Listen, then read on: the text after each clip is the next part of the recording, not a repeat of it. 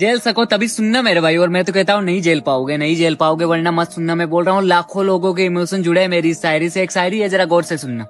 तो अर्ज किया है कि एक दिन मर जाएंगे ये कहते हुए कि मोहब्बत तुझसे जोर की है। सुनिएगा अभी कि एक दिन मर जाएंगे ये कहते हुए कि मोहब्बत तुझसे जोर की है, और इस बात में कोई शक नहीं, तू मेरे पहले भी किसी और की थी और मेरे बाद भी किसी और की है।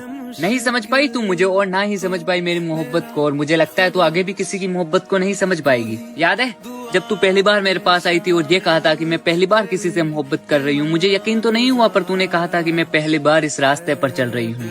तेरे अल्फाज, तेरा दीदार, तेरी मोहब्बत, उफ। जैसे कलयुग के इस दौर में मुझे परियों की रानी मिल गई। एक हंसते खेलते लड़के को बेवफाई के इस जमाने में वफा में प्यार की कहानी मिल गई।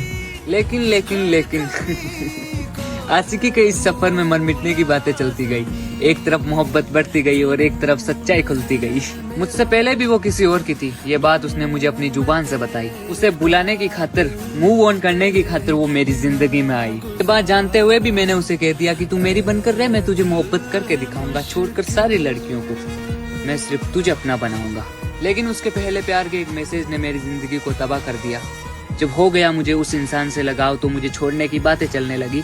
जब मैं हो गया था उस शख्स के पीछे पागल तो वो अपने पहले प्यार पर मरने लगी।